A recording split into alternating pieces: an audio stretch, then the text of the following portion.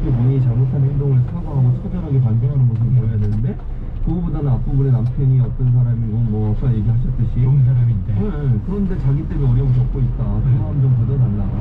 그러면 듣는 사람 입장에서는 이분이 그러면은 그 남편 대선 때문에 어쩔 수 없이 나오지 않았나 이제 이런 생각이 들 수 있어서 좀 부적절해. 저는 그 부분을 빼는 게 맞다고 봐요. 그냥 국민 앞에서 죄송하다. 어쨌든 이런 잘못한 거 잘못됐다. 그게 또 하나 묻어나는 게 뭐냐면 발언 중에 이런 발언이 있어요. 2년 전만 해도 내가 이 자리에 이렇게 많은 기자를 갖고 설 줄은 몰랐다. 아, 그 얘기 있었죠. 그러면 본인이 한 행동은 분명히 잘못된 행동이잖아요. 본인도 인정하는 것처럼. 그럼 그냥 넘어가도 된다는 거잖아요. 그게 잘못을 반성하는 모습일까? 그게 대통령 후보의 아내가 아니었으면 이런 기회도 없었을 것이고 그냥 넘어갈 수도 있었을 텐데 라는 말에 또 다른 표현일 수 있거든요. 국민들이 볼 때는.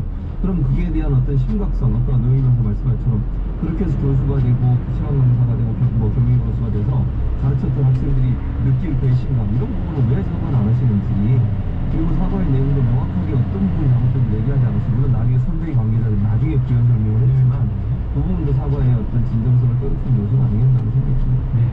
진정성이 많았기에는 사과의 내용과 방향이 좀 잘못됐다라는 이제 지적들을 해주셨어요. 자, 김건희 씨 어제 대국민 사과가 오후 3시에 전격 열렸는데 사실 오전에 이르면 오늘 사과할 것 뭐 이런 이제 속보들은 나왔어요. 그런데 확정된 건 2시 10분경.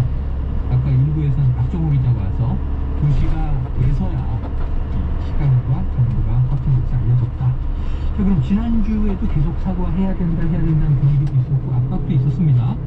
그런데 크리스마스 다음날 전격 사과할지는 다 몰랐다는 건데, 그럼 이렇게 전격적으로 이루어진 배경이 있을 것 같아요. 어떻게 좀 추측하십니까? 일단 해를 넘기면 안 된다라고 하는 그 선대위의 전략적 판단이 있었어요. 네네. 특히 김종인 위원장이 적극적으로 그거를 주장했다는 거잖아요. 근데 아마 캠프 쪽에서는, 그러니까 김종인 위원장 쪽 말고 다른 쪽에서는 아마 좀 반대 의견이 많았던 것 같은데, 윤 후보의 측근. 네, 윤 후보는 그리고 특히 하지 말라고 윤 후보도 반대 입장이었다. 그리고 윤 후보한테 물어봤었어요. 그 당시에 기자가 누군가가. 그랬더니 나는 모르는 일이다 이렇게 말하면서 절대 사과 안 할 것처럼 사실 표현을 했단 말이죠. 예. 그러다가 전격적으로 사과가 이루어진 게 그 부인이 직접 내가 꼭 해야 된다라고 해서 이루어졌다는 거예요. 네네. 근데 지난번에 우리 그 윤석열 후보가 사과했을 때도 마찬가지였어요. 네. 그 패턴이 똑같아요. 그때도 윤 후보는 원래 사과할 생각이 없었는데 부인이 사과해야 된다고 해서 사과했다고 나왔고요. 첫 번째 사과했을 때 사실은 그랬었어요.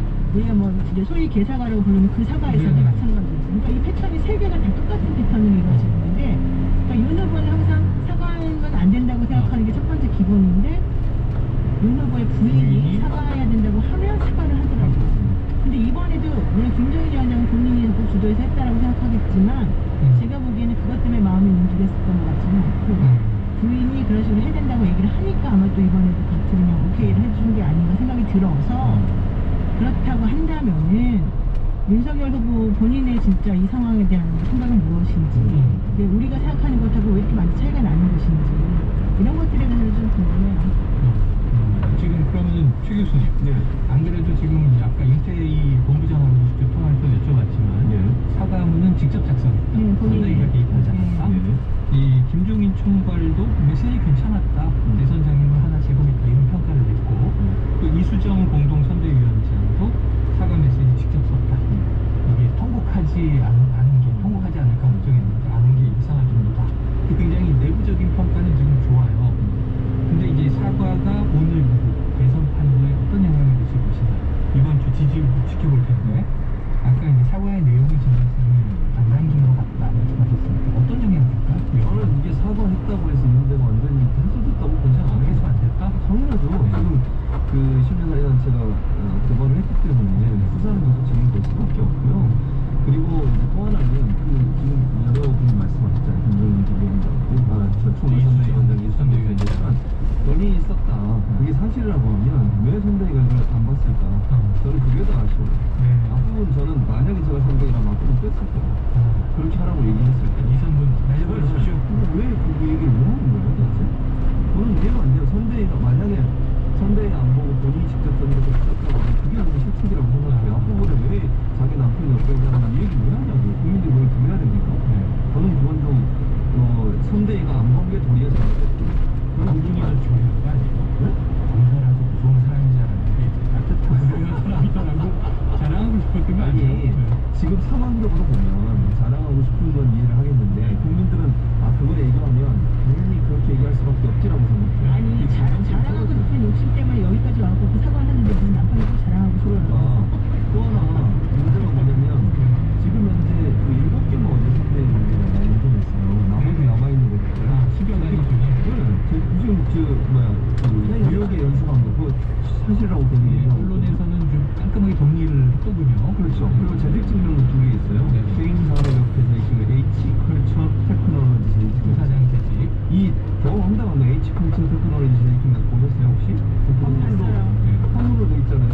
성명, 그 주소, 틀려요. 직위 다 틀려요. 한자가. 그게 양식인 거잖아요.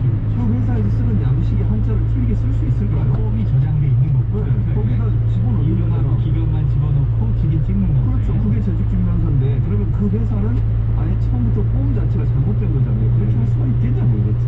그 회사는 그래도 인정하고 있어요. 김건희 씨가 그렇게 한 게 맞다. 근데 그건 좀 이해가 안 된다. 상식적으로 이해는 안 돼. 저도 학교에서 이렇게 재직증명서 쓰면 학교는 폼이 거기다 이름만 집어넣고 개인 정보만 집어넣어서 만들어주는 거잖아요. 근데 그게 한자가 틀렸다? 이건 상식적으로 이해가 안 되는 부분. 이 부분도 사실 해명이 더 돼야 되고 나머지 예를 들면 한림성심대 경력은 한림대거든요. 그 다음에 뭐 또 하나 있던데 폴리텍 대학의 산학경영교수를 부교수로 들었어요. 이런 부분은 전혀 인정을 안 하고 있어요. 이런 부분에 대한 추가적인 어떤 남아있는 의식이 있다. 해소되지 않았다. 이런 입장이십니다. 자, 한편 또 주말 사이에 이 윤석열 후보의 토론 관련 발언 화제가 됐어요. 김건희 씨 사과를 이번 주 파장을 좀 지켜보기로 하고 유튜브 채널 이 3프로TV 두 후보 이재명 후보, 윤석열 후보 차례로 나왔어요. 같이 나오는 거고 그 중에 윤석열 후보가 토론에 대해서 좀 부정적인 언급으로 화제가 됐습니다. 토론은 싸움만 된다. 경선 토론에 16번 했지만 누가 보셨나? 자, 지난주에 부득이 국민의당이 있잖습니까? 공천을 위해서 이런 발언도 이제 실언 논란이 있었는데 토론에 대한 입장 의견들이 어떻게 됐습니까? 일단 토론을 되게 싫어하시는구나. 토론 시원한다. 어쨌든 그건 우리 누구라도 좀 인정할 수밖에 없는 부분이죠. 이해가 되는 부분인데. 네. 근데 결과적으로는 이게 또 패착이 될 수밖에 없는 상황이 됐죠. 경선 토론을 16번 했으면 누가 봤냐. 이런 얘기는 결국 내가 토론을 못하는 사람이다라는 자인이나 마찬가지이기 때문에 그래서 사실은 윤석열 후보 입장에서는 피하고 싶겠지만 사실은 피할 수가 없는 부분이다 이렇게 말씀드리고 싶고 우리나라 그 대선 관련해서는 법적으로 정해져 있는 게 대선 후보 그 기간이 지나서 있잖아요. 한국인이라는 것으로 태도가 큰다면은 이게 법적으로 그걸 세 번이나 할 수가 있습니다. 그러니까 필요성이라고 하는 것이 얼마나 중요한 것인가를 국민들이 하게 되는 상태에서 입법을 만드는 건데 그런 것들이 전부 본인을 무시하는 거잖아요. 그래서 저는 특히 공정상식, 검찰 출신의 이런 변호사인 사실 뭐 지금 변호사 등록 안 했습니다. 어쨌든 법을 지금 평생에 본인의 지구를 잡고 살아오신 분으로서 사실 하실 말씀은 좀 아니지 않을까. 이 생각을 좀 보냈습니다.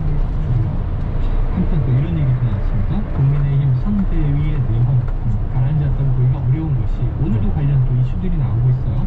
윤 후보가 이준석 대표의 이제 언론 인터뷰 발언을 평론가보다 이렇게 애둘러 비판한 것으로 나오고 이 대표는 반박을 했고 김종인 총괄은 후보 생각과 다르다고 개인 의견을 피력해서는 안 된다. 또 이제 경고를 했고 지금 이 국민의힘의 집안 싸움 최 교수님 어떻게 수습될까요? 아니 수습이 안 될 것 같아요. 어렵다? 제가 볼 때는 이준석 대표도 본인의 입장에서 견제하면서 그 태도를 계속 유지할 거라고 저는 봅니다. 그러니까 김종인 총괄 선대위원장이나 윤석열 후보가 거기에 대해서 문제를 제기했잖아요. 그런데도 거기에 대해서 반박을 하고 있잖아요. 지금. 아니 평론가가 아니고 재원과 함께 얘기하는 거다. 내각적 비판하는 게 아니고 그렇게 얘기하고 있지 않습니까? 근데 저는 이런 주장을 예를 들면 지금 이런 거잖아요. 후보가 다른 얘기 하면 안 된다. 어쨌든 대선 기간이니까. 그러면 지난번에 민주당이 예를 들면 그 이재명 후보 비판하는 글 때문에 뭐죠? 인터넷 사이트 있잖아요. 댓글 다는 거. 당시 이제 지금은 그거 얼마나 비판을 했습니까? 민주주의에 반대한다고. 그리고 또 제주대 이 교수 있잖아요. 그분에 대해서도 징계한다고 해서 얼마나 또 비판을 했습니까? 근데 또 이건 다른 관점이잖아요. 그래서 저는 이런 식으로 얘기하는 것이 과연 맞는 것인가? 이중잣대다. 그렇죠. 아니 본인들은 그렇게 이재명 후보에 대해서 비판의 입장을 가진 사람들을 언론을 막는 걸 반대하셨던 분들이 윤석열 후보에 대해서 이준석 대표가 얘기하고 지적하는 부분은 하면 안 된다. 그건 뭐 나쁜 거다. 이렇게 몰고 가면 그건 내로남불이라고 볼 수 없는 거죠. 한마디로 이준석 대표는 정말 이 코미디 그게 주인공이 되어버렸습니다. 본인이 원하지 않던 바에. 근데 이거 좀 정말 보기 너무 안 좋고요. 저는 그거보다 더 좀 하고 싶은 말은 김병준 네네네. 위원장의 지난 인터뷰 보셨습니까? 지난 주말에 나왔던 김병준 위원장의 인터뷰는요. 윤석열 후보에게 모든 걸 몰아줘야 된다. 이게 핵심이었거든요. 그 얘기는 지금 김정인 위원장이나 그 윤석 대표가 하는 것하고 완전히 배치가 돼요. 사실 다 나가라는 소리랑 똑같더라고요. 그리고 윤핵관이라고 하는 사람들도 다 자기 역할 잘하고 있는데 왜 그러느냐.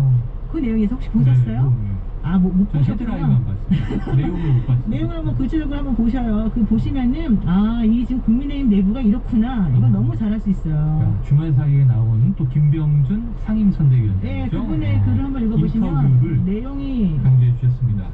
한번 좀 읽어보고 네, 내부 읽어보시고 상황을 얘기해보세요. 진단해. 아니, 그걸 읽어봤으면 아까 임태희 본부장에게 하나 더 물어보고. 그러니까 그거 질문하셨어요. 네, 안 그래도 궁금했어요, 저는. 자, 근데 이번에는 시간이 이제 짧게 남았는데요. 또 여당 상황도 우리가 짚어봐야 됩니다.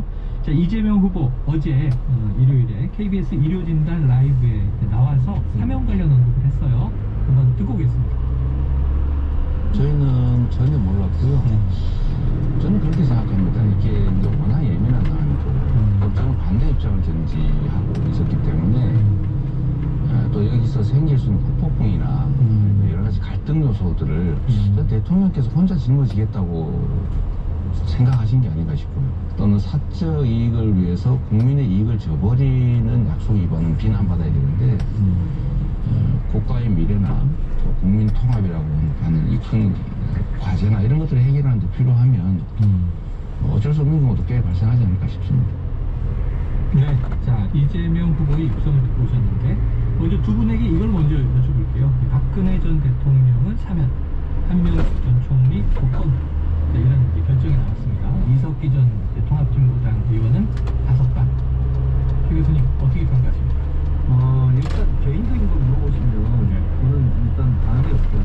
박 전 대통령 사면은 반대다. 저는 반대였었어요. 근데 이제 뭐 어쨌든 대통령께서 결단하시고 대통령이 권리금의 사면권을 활용하신 거 그거는 뭐 저는 비판할 내용은 안 내거든요. 의견은 다를 수 있다고 봐요. 여기서 건너. 근데 저는 뭐 좀 웃기는 건 그렇게 박 대통령이 한국나라를 중심으로 얼마나 얘기를 했습니까? 그 국민의힘도 그 입장이었다고 저는 보는데도 이명박 박근혜 다 사면해라. 그렇게 얘기하시다가 사면하니까 이제 왜 입장 바꾼다고 그렇게 얘기하는 것은 앞뒤가 좀 맞지 않지 않나 이런 생각이 듭니다. 그래서 대통령이 거의 말하는 거 그렇게 하라고 해서 했더니 그걸 이재명 후보도 마찬가지예요. 뭐 그 정책 같은 거 있잖아요. 부동산 정책 그렇게 하라고 했잖아요. 여기 양도세 좀 유예하고 하겠다고 그랬더니 왜 바꾸냐고 입장을 그럼 어쩌라는 거죠? 어느 장단에 춤을 추는 게 맞는 건지 저는 잘 모르겠고 오히려 사실은 사면 문제는 윤 대통령 입장에서는 지지층으로부터의 비판이었어요.